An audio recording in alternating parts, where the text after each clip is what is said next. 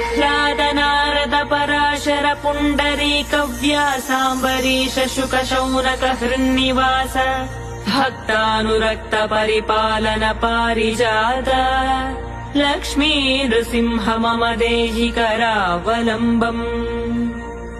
एकेन चक्रमपरेण करेण शङ्खम् अन्येन सिन्धुतनयामवलम्ब्य तिष्ठन् वामेतरेण वरदाभयहस्तमुद्राम् लक्ष्मी नृसिंह मम देहि करावलम्बम्।